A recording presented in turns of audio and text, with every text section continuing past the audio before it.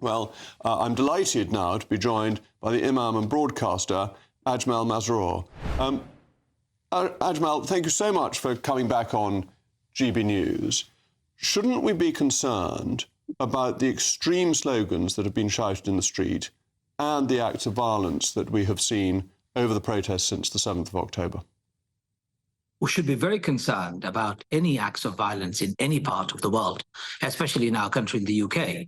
And of course, we are all standing together against all forms of hatred, all forms of anti-Semitism, Islamophobia, racism, any bigotry that we see in our society. We should stand together to fight it. What we are seeing, unfortunately, is inconsistency in our narrative. So, for example, Jacob, you've just given a fantastic monologue, or is it called a Rees-Mogg? I really like the way they have played with your surname, in which you have described how Britain and its value and anti-Semitism and all of those are under threat. But you actually fail to recognize that Muslims and Islam is also part and parcel of Britain and the European narrative as it's been developed over centuries. Now, we want to stand together against all forms of bigotry, whether it is anti-Muslim bigotry, whether it is anti-Semitism or racism. So my point here is very simple. What we have seen in our country and in the world is, unfortunately, rise of extremism from left, right, and center. And we need to stand together and fight it by creating a moderate narrative of inclusion. You don't other me, and I don't other you. You and I belong to the same country. We belong to the same history, and we would like to create a space for our children for a better future. And we can't do that when we fight each other.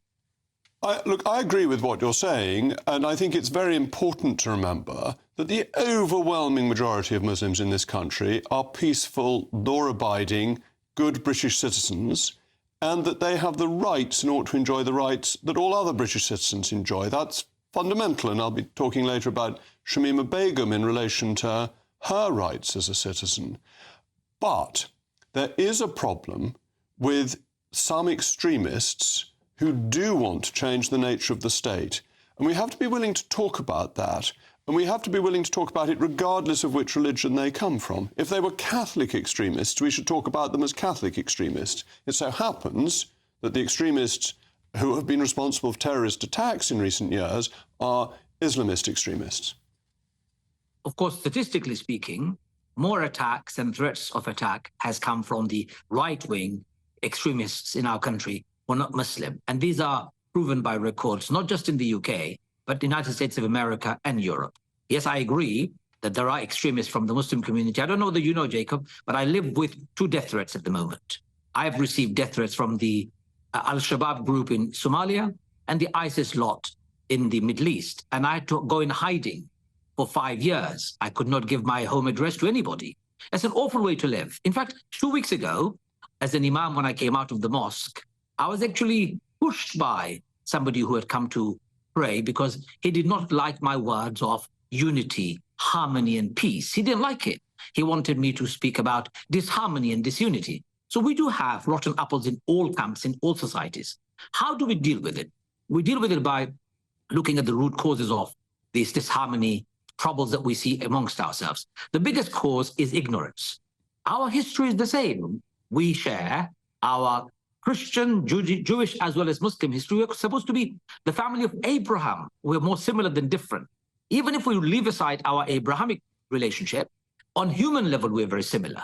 What we also see in the world is proliferation of greed and hunger for power, dishonesty, and of course, inconsistencies within our world. And the third, we see a whole load of hypocrisies amongst all societies, not just one society. And unless we deal with them all, Jacob, my daughter said to me yesterday, Daddy, what kind of a human being would not call for a ceasefire?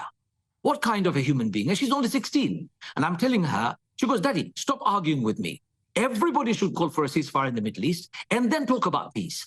When we have MPs in the parliament debating whether to call for a ceasefire or no ceasefire, we lose the moral high ground. We need to protect lives at all costs, and we're failing to do that as leaders of our society.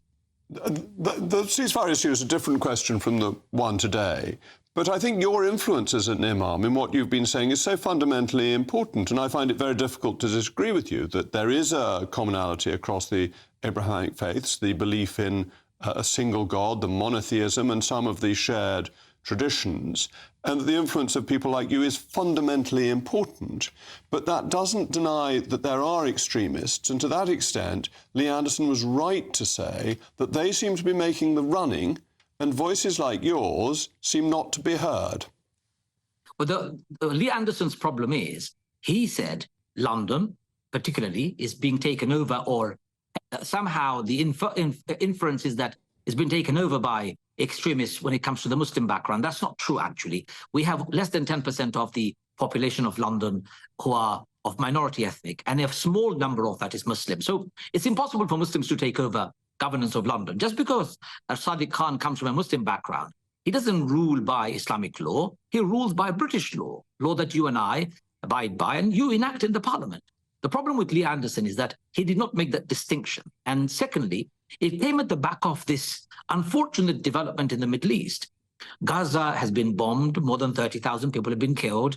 Lots and lots of people on both sides have lost huge amounts of life and property. And we could all stop that immediately if we stop blaming each other. We could stop that by calling for a ceasefire now. And people who are coming on the street and demanding a ceasefire, don't call them terrorists or extremists. They're also human beings. They're also non-Muslims. By the way, majority of them are from hold on, background. Hold on. This is very important, because you've got people coming to the streets, which is, I think, what Lee was talking about, in the feeling that that was London being taken over every weekend and the police not doing anything about it. Now, I accept that many of them are peaceful, but some of them are not. And even one of my GB News fellow presenters was assaulted at the event last Wednesday, had eggs thrown at him and liquid thrown at him, with the police looking on and doing nothing. And that's when people feel that Islamist extremists can behave illegally and the police stand by and do nothing, and the police are at least partly the responsibility of Sadiq Khan. That, I think, was what Lee was getting at. I understand. A few weeks before that, in London, when there was a counter-march organised by Tommy Robinson and his thugs, they threw more petrol bomb and rubbish at the police than anyone else has ever done in any of the last 10 or 12 weeks of marches. They, maybe 200 of them attended that march. More than 100 were arrested. In other words, more than 50% of the right-wing thugs were arrested for their racist bigotry, for their violence against the police and disorder. And when it comes to the Palestinian march, we have had, 500,000, 1 million people on the street, 20, 30 people get arrested. Whoever is arrested, Jacob, if they have broken the law, I will be on the side of the police to say, arrest them, try them, put them behind bars. But our fundamental right to protest against our government's foreign policy, Israeli government's insistent on occupying Palestine and not even talking about ending occupation, all of these things are all about us saying enough is enough. We want peace in the Middle East. And we're not hearing that from yourself. And you're absolutely right to defend the right to peaceful protest. It's just when it's not peaceful. And I'm certainly no advocate for Tommy Robinson, who, if he breaks the law, deserves to be arrested and has been arrested many times. Thank you very much for coming back on, Ajmal. We hope to speak again in the not-too-distant future. Joining me now is my panel of former Brexit Party MEP Annunziata Rees-Mogg and the author and broadcaster Amy Nicole Turner. Amy, do you think Lee should have lost the whip? I do. I definitely do. I can't believe that you can't see that he profoundly spoke about a minority in the way that he did, and it's not seen for what it is, which was outright bigotry. I think it came from a place of ignorance. So I almost I feel sorry for Lee, really. I want to be able to forgive him. But can you imagine if he said the same sort of sentiment about Jewish people? If he said, "Oh, the Jews are running London," can you imagine that? That would be deemed outright anti-Semitism instantly, and he would have gone. We'll come back to that, but we've got a clip from Sadiq Khan, so let's just have a look at what he had to say. It's been more than 2 days now since this senior Conservative made comments that were clearly racist, anti-Muslim and Islamophobic, and still no firm condemnation from the leader of the Conservative Party, the Prime Minister. The problem is you have a senior Conservative saying things that are clearly racist, anti-Muslim and Islamophobic. That's leading to an environment where anti-Muslim crime